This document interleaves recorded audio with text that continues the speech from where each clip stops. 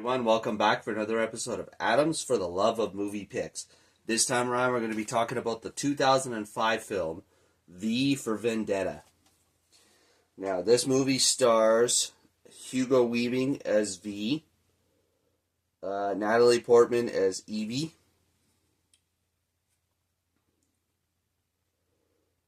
Stephen Ray as Finch, Stephen Fry as Dietrich, John Hurt as Adam Sutler, Tim Pigott Smith as Creedy, Roger Alam as Louis Prothero, Ben Miles as Dascombe,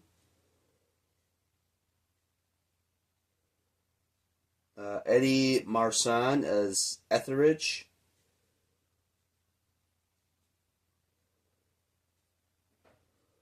and that's pretty much the extent of the well-known actors in this movie.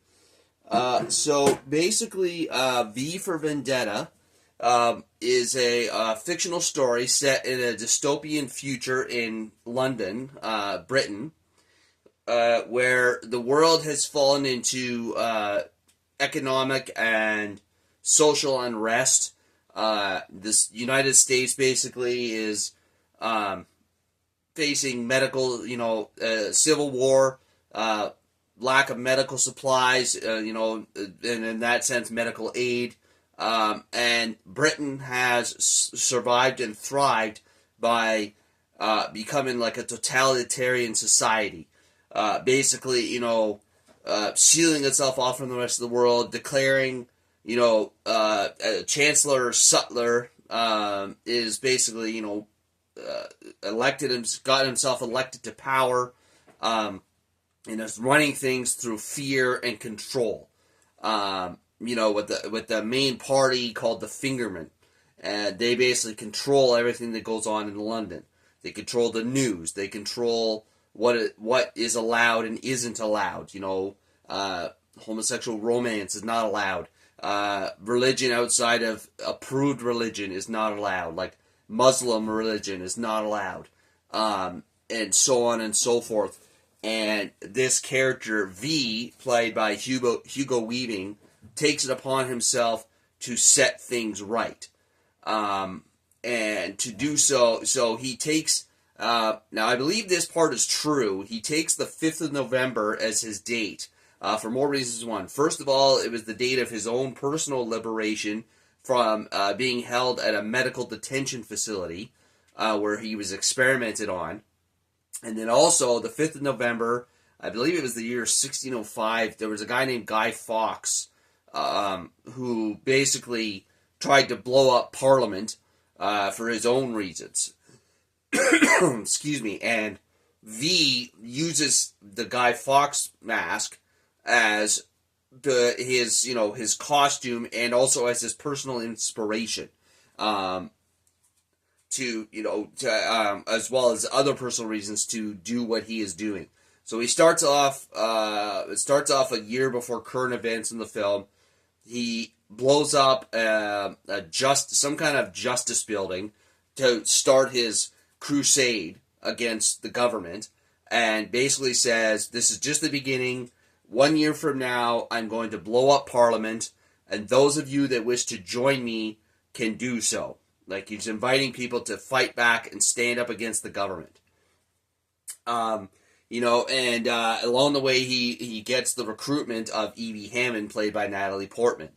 In order to do so, he teaches her his ways, gets her to understand where he's coming from, and eventually they fall in love with each other.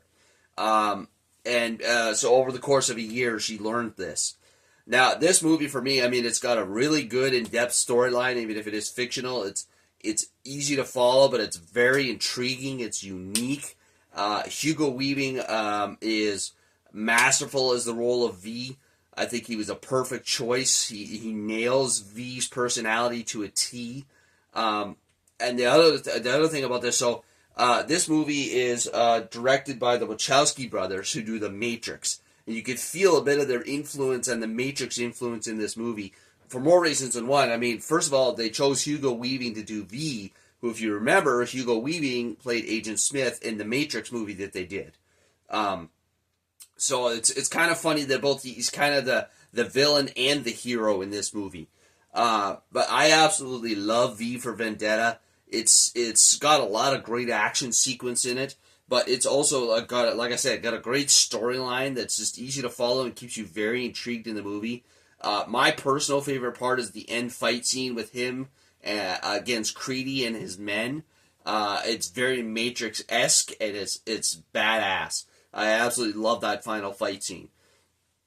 And of course, V accomplishes his goal at the end of blowing up Parliament in the current time on the current 5th of November, and getting everyone pretty much in the city and the country to come and be on his side and to rectify things and set things right. So there you are, folks. That's all we have for you this week. Remember, as always, if you enjoy these videos, please feel free to leave a thumbs up on that like button. If you really enjoy them, as always, click the subscribe button. I'd love to have you as a follower. And yeah, that's all we have for you this week, folks. Hopefully, like I said, I highly recommend V for Vendetta. So check it out, and we will catch you next week for another episode. Take care. And now, folks, it's time to say goodnight. We sincerely appreciate your patronage and hope we've succeeded in bringing you an enjoyable evening of entertainment. Please drive home carefully and come back again soon. Good night.